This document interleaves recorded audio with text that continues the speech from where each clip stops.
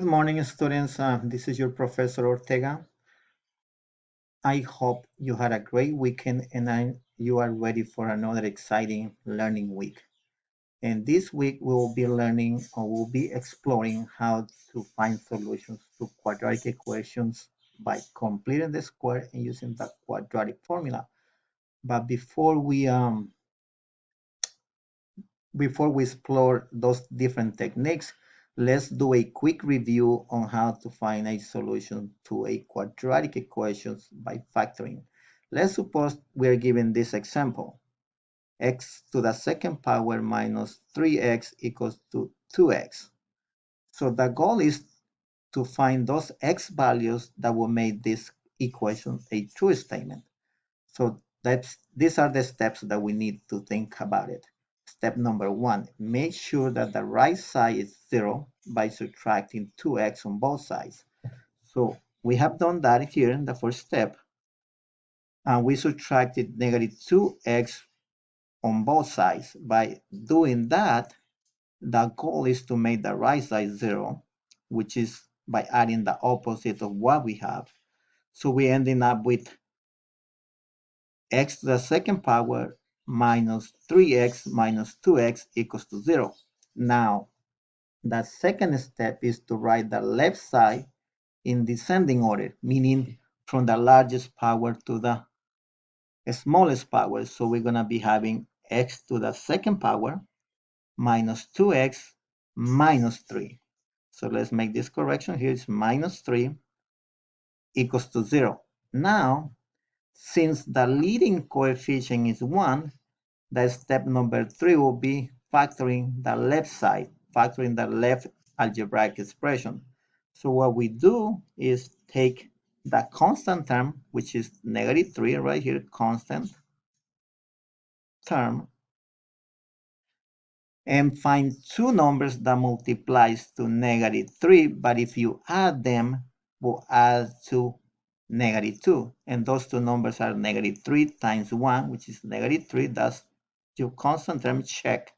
And if you add negative 3 plus 1, that's negative 2, which is the middle term, check. So we open two parentheses, small parentheses, set it equals to 0.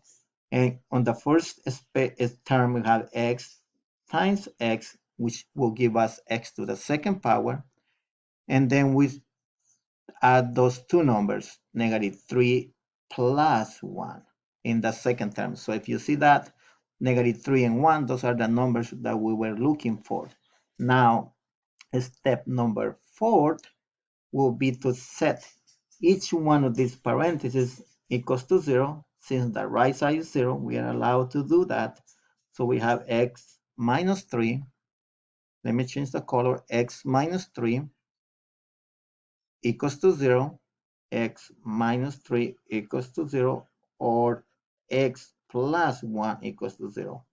Now we are ready to solve for the variable. We need to find the variable value. On the first, uh, uh, in the first binomial, we add 3 to both sides at the opposite of negative 3, which is 3. That will cancel. And so we have the x is equals to 3. That's one solution. Let's back that. And then on the other side, we have x plus 1 equals to 0. So we do the same. We subtract 1 from both sides, like adding the opposite. And 1 minus 1 will cancel. And we have x equals to negative 1 as our second solutions. Here are the two solutions that we are proposing. Now, the last step to do when we do this is to check the solutions. Make sure that these are the solutions. Let's at least check one of them. Let's do this in different color. Let's check solution. Let's check the solution x equals 3. And when we do that, we use the original problem given to us, the original equation. In this case is x to the second power minus 3 equals to 2x. X to the second power minus 3 equals to 2x. And we are replacing the x with 3, 3 to the second power minus 3 equals to 2 times x, which means 2 times 3. So x to the second power is 9 minus 3. That we are claiming that that should be equals to 2 times 3, which is 6. And if we do 9 minus 3, then you will see that we have 6 and is equals to 6. So the left side and the right side is the same number, which means that this is true.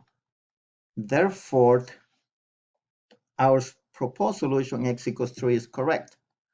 No, have no doubt that this indeed is the right solution. And you do the same for x equals 1. Now, this is how we approach a quadratic equation by factoring. So after this week, you'll be able to identify whether a quadratic equation is factorable.